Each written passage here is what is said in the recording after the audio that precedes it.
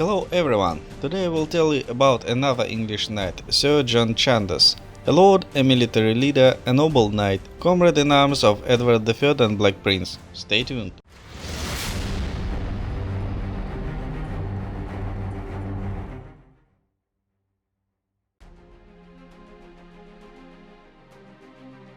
Froissart called John Chandos the hero of the highest glory. He had great military and organizational talents, and also earned the deepest respect from friends and enemies alike. He was loyal companion, mentor, and a friend of Edward the Black Prince. He fought with him at Crécy, at Vierzon, at Poitiers, and at Nájera. They were even immortalized in the novels The White Company and Sir Nigel Loring by Sir Arthur Conan Doyle. John Chandos was born at Redbourne Estate in Derbyshire. He came from a not very rich and not very noble family. His ancestors came to England with William the Conqueror. Like the most of the noble boys, Chandos trained for military service from childhood. Froissart writes that John Chandos first shown great courage during the successful siege of the city of Cambrai in the fall of 1339, when he was still only a squire. Probably in the same year he was knighted, as Chandos provided himself to be a valiant knight during the fierce and fearsome naval battle of Sluys, fighting alongside with Edward III. By the way, John Chandos was one of 4 knights whom Edward sent for a reconnaissance mission before the Battle of Sluys to determine the position and number of the French fleet. At the Battle of Crécy, he assisted the 16-year-old Prince Edward, who was nominally in the command of the English right flank.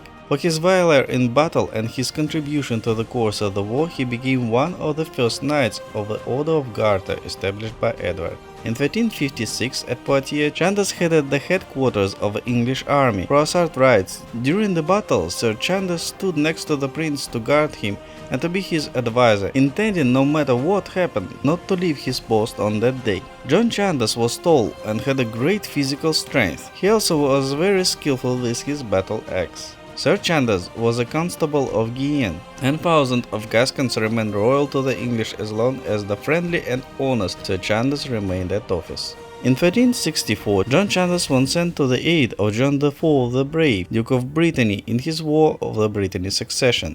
At the Battle of Array, he led the Montfort's army and defeated the army of Charles of Blois, thus ending the war. Froissart notes, "All the glory of a battle belongs to Sir John Chandos, because all knights, lords and squires who participated in it declared that they won the victory only thanks to his intelligence and valor." The Duke of Montfort, finally receiving the crown of Brittany, considered himself obliged to Sir Chandos. In the same battle, John Chandos captured Bertrand de Guesclin, who commanded the troops of Charles of Blois. The gallant and generous Sir Chandos, who honored his rival, turned to him with the words, "Well, Bertrand, give up your sword. Today is our day, but your day will surely come." You can find out more about Bertrand de Guesclin in my other video. John Chandos has earned the title of Banneret, according to one chronicle in 1360 by Edward III, according to another sources in 1367 after the Battle of Nájera on April 3rd, 1367, where Chandos together with John Gaunt commanded the English troops. If you have not watched my video about Bertrand de Guesclin, I will remind you that the English tried to return to the throne of Castile the deposed King Pedro the Cruel, who promised to Edward III 5,000 florins and the Spanish province Vizcaya for his return.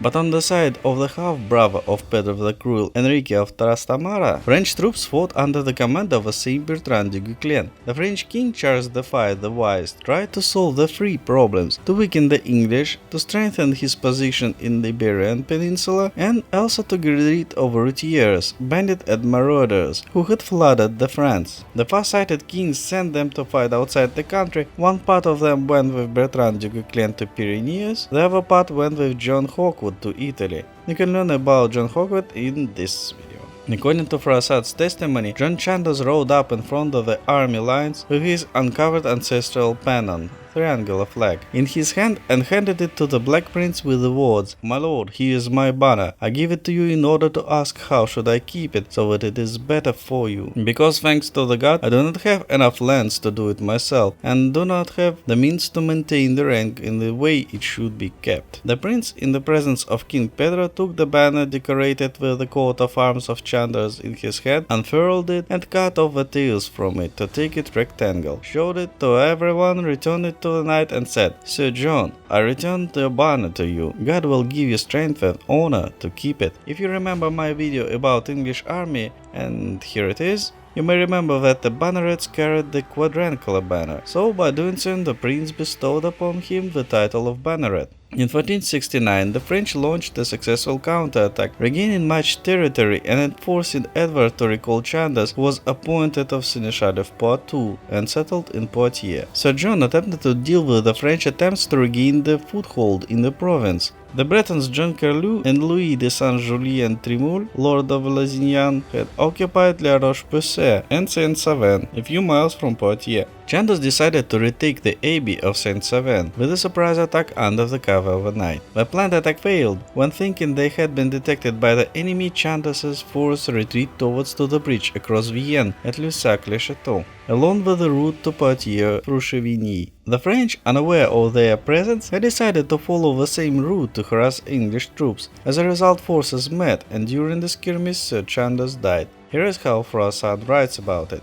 Sir John Chandos, who was a strong and brave knight, in all of his undertakings ordered to carry the banner in front of him, surrounded by his people, together the tablet with his name over the coat of arms. He himself would have been dressed in a long robe that went down to the ground and decorated with his coat of arms, embroidered on white silk, a silver filled with a red pointed pillar. One coat of arms was on the chest and the other on the back. So he decided to show his participation in this somewhat reckless business, and in this shape with a sword in hand, he marched on foot against the enemy. There was frost this morning and made the ground slippery. So as he walked, his feet got tangled in a rope that was too long and he stumbled. During this time, a squire named Jacques de Saint-Martin, a strong and experienced man, stabbed him with a spear that hit him in the face below the eye between nose and the forehead. Sir John Chandos did not see where the blow was coming from, since he lost his eye on this side 5 years ago in the wastelands of Bordeaux while chasing deer. In addition, unfortunately, Sir John did not lower the visor, so stumbling, he also ran into the spear and helped it pierce himself. The spear, which stuck with a strong hand, stung him so seriously that it penetrated the very brain, and then Squire pulled it out. Sir John Chandos was sincerely grieved by his friends of both sexes, and even French lords mourned his loss. This is how life goes on. The English loved him for all exceptional dignity he possessed. The French hated him because they were afraid, but not what I heard when the most illustrious knights of France mourned him. They said that it was a great grief that he was killed, because if they could take him prisoner, when, since he was wise and full of various plans, he would find some means to establish peace between England and France, and that he was so loved by the King of England and his court, that they would rather believe him